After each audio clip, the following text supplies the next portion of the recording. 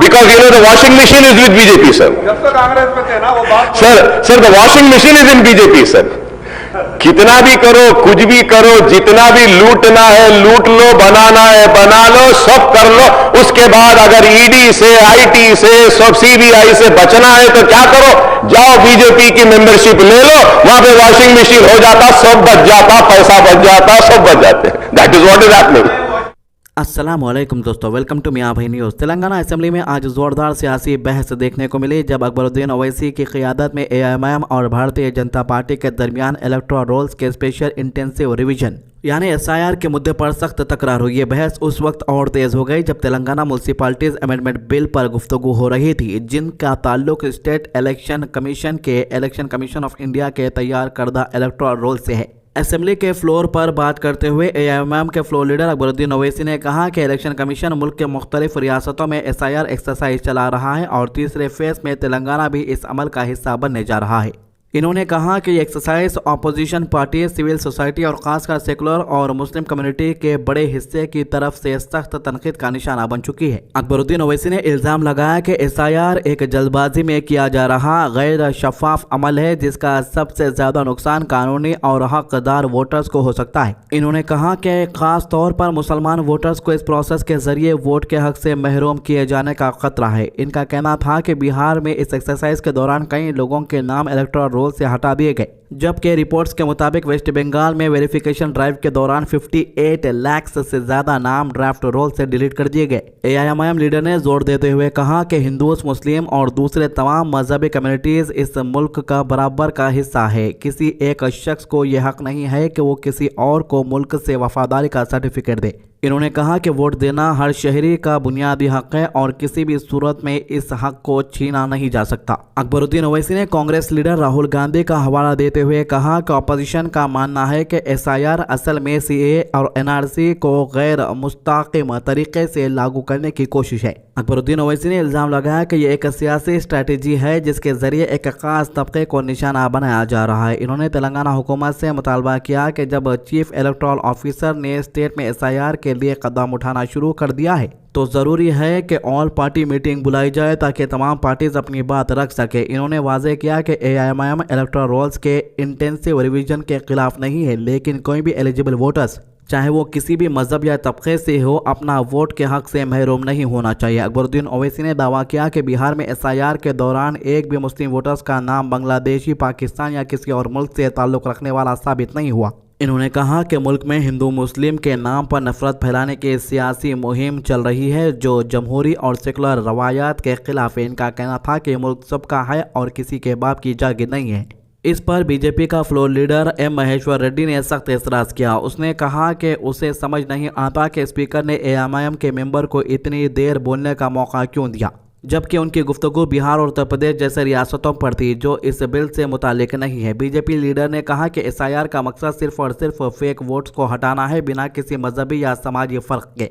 इन्होंने सवाल उठाया कि इस बहस में हिंदू मुस्लिम एंगल कहां से आ गया। असेंबली में मौजूद legislative affair minister D Sridhar Babu ने बहस को समेटते हुए कहा कि हुकूमत ने एआईएमआईएम और बीजेपी दोनों के नुक्ता नज़र को गौर से सुना है और इस पर मुनासिब जवाब दिया जाएगा। मिनिस्टर ने यकीन दिलाया कि स्टेट इलेक्शन कमीशन और इलेक्शन कमीशन के कानून के तहत कोई भी एलिजिबल वोटर्स इलेक्टोरल रोल से बाहर नहीं किया जाएगा। उन्होंने कहा कि कांग्रेस लीडर राहुल गांधी इस बात के लिए लड़ रहे हैं कि किसी भी मजहब से ताल्लुक़ रखने वाला शहरी, चाहे वो हिंदू हो या मुस्लिम, वोट के बुनियादी हक से महरूम ना हो। असेंबली में भी बहस के दौरान सियासी तनाव वाज़ेह तौर पर महसूस किया गया, जबकि एसआईआर का मुद्दा तेलंगाना की सियासत में एक अहम और हसास सवाल बनकर उभर आया है।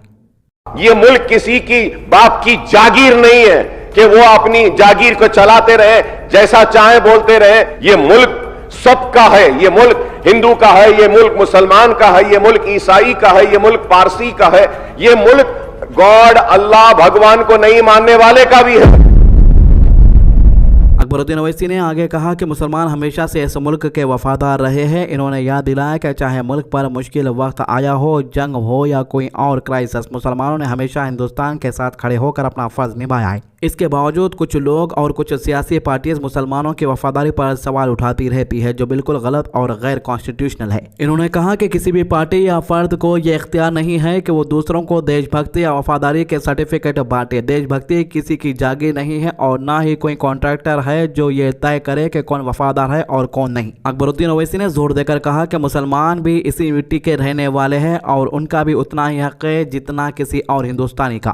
اسی کے ساتھ اکبر الدین اویسی نے کانگریس پارٹی پر بھی سنگین الزام لگائے۔ انہوں نے کہا کہ اسمبلی کے اندر جو سپیچز ہو رہی ہے یعنی دے رہے ہیں انہیں بعد میں سلیکٹیولی ایڈٹ کر کے پبلک کے سامنے رکھا جا رہا ہے۔ اکبر الدین اویسی کا کہنا تھا کہ ان کے بیان کے کچھ حصوں کو جان بوجھ کر کاٹ دیا جاتا ہے جس سے ان کی بات کا مطلب بدل جاتا ہے اور عوام کے سامنے غلط مطلب پیش کیا جاتا ہے۔ اویسی نے یہ بھی کہا کہ جب وہ اسمبلی میں بول رہے ہوتے ہیں اس وقت آڈیو ڈسٹربنس کریٹ کی جاتی ہے تاکہ ان کی آواز ٹھیک سے نہ سنی جا سکے۔ ان کا الزام تھا کہ یہ سب کچھ پلان طریقے سے ہو رہا ہے تاکہ ان کی بات کو دبایا جا سکے اور ان کے موقف کو کمزور دکھایا جا سکے، لیکن وہ ان حرکتوں سے ڈرنے والے نہیں ہیں اور نہ ہی اپنی آواز دبا دیں گے۔ انہوں نے کہا کہ وہ اسمبلی کے اندر اور باہر دونوں جگہ عوام کے حق کے لیے بولتے رہیں گے۔ ان کا کہنا تھا کہ سچ چاہے جتنا بھی چھپانے کی کوشش کی جائے وہ کسی نہ کسی طریقے سے سامنے آ ہی جاتا ہے۔ آخر میں اکبر الدین اویسی نے پھر سے یہ بات دہرائی کہ ہندوستان سب کا ہے، یہاں کسی ایک پارٹی کی مونوپولی نہیں چل سکتی۔ ہر شہری چاہے وہ کسی بھی مذہب یا کمیونٹی سے تعلق رکھتا ہو برابری کا حقوق رکھتا ہے۔ دیش کی وفاداری کو سیاسی ہتھیار بنانا بند ہونا چاہیے اور جمہوری نظام کو مضبوط کرنے کے لیے انصاف اور ٹرانسپیرنسی سب سے زیادہ ضروری ہے۔ تو اس کے علاوہ انڈیا کے اندر اتنے سارے گھوٹالے ہو رہے ہیں کہ ڈیلی 4-5 گھوٹالے تو پبلک کی ویڈیو بنا کر سوشل میڈیا پر اپلوڈ کر دیتی ہے۔ تازہ معاملہ اتر پردیش کے وارانسی کا ہے جہاں وارانسی میں ٹھنڈی تیز ہواؤں سے خالی روپ وے ڈگمگا رہا ہے۔ ہم نے روپ وے جو ہے دوسرے ملکوں میں بھی دیکھا ہے جو ہلتا جھولتا نہیں ہے، جس طریقے سے جھولے کے جیسا جھول رہا۔ اب یہ جھولے کا پروجیکٹ کتنے میں بنا ہے آپ کو بولوں گا تو آپ حیران ہو جائیں گے۔ 800 کروڑ روپے کا یہ پروجیکٹ ہے۔ جی ہاں بالکل آپ نے صحیح سنا، 800 کروڑ روپے میں یہ بنایا گیا ہے اور وعدہ کیا گیا ہے کہ اسی سال اس کو شروع کریں گے۔ اب پروجیکٹ کی ڈائریکٹر پوجا مشرا نے صاف کیا ہے کہ یہ ٹرائل رن ہے جس میں ایمرجنسی بریک لگا کر ہلنے جھلنے کی جانچ ہو رہی ہے۔ اب ظاہر ہے بھائی 800 کروڑ روپے تو خرچ کر دیے، ویڈیو وائرل ہوئے تو کچھ نہ کچھ ایکسپلینیشن تو دینا پڑتا نا، تو اسی لیے ڈائریکٹر ایکسپلینیشن دے دیے کہ بریک مارتے کہ ہل رہا جھولا۔ انہوں بول رہے ہیں کہ یہ ڈیزائن باہر سے منگایا گیا لیٹسٹ ڈیزائن ہے اسی لیے زیادہ ہل رہا گتے۔ جامعۃ علماء ہند کے ادھیکش مولانا ارشد مدنی نے کہا نفرت کی راجنیتی نے دیش کو آگ کے ڈھیر پر لا کھڑا کیا ہے۔ ستا کے نشے میں سمپردائک طاقتیں سنویدھان بدلنے اور دیش کے دھرم نرپیکش چرتر کو ختم کرنے کی کوشش کر رہی ہے جو دیش کو تباہی کی اور لے جانے کا سامان ہے۔ نفرت کی راجنیتی دراصل دیش سے وفاداری نہیں بلکہ اس کے امن اور چین سے غداری ہے۔ جو لوگ دھرم کے نام پر نفرت پھیلاتے ہیں وہ کبھی دھرم کے پرتیندھی نہیں ہو سکتے کیونکہ دھرم ہمیشہ امن، محبت اور آپسی سمان کا پیغام دیتا ہے۔ آج ہر شخص کی ذمہ داری ہے کہ وہ سامپردائکتا کے مقابلے پیار، ایکتا اور بھائی چارے کو بڑھاوا دے کیونکہ اگر آج خاموشی اختیار کی گئی تو کل دیش کی شانتی کو خطرہ ہو سکتا ہے۔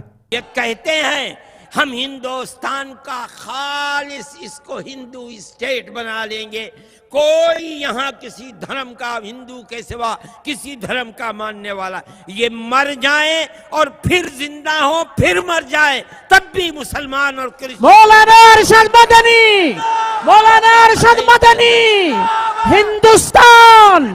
تو یہ 3 معاملوں کے ابھی تک کے اپڈیٹ۔ ہمارے چینل کو سبسکرائب کیجئے، ویڈیوز کو زیادہ سے زیادہ شیئر کیجئے، نماز کی پابندی کیجئے، قرآن کی تلاوت کیجئے اور دعا میں یاد رکھیے۔ اللہ حافظ۔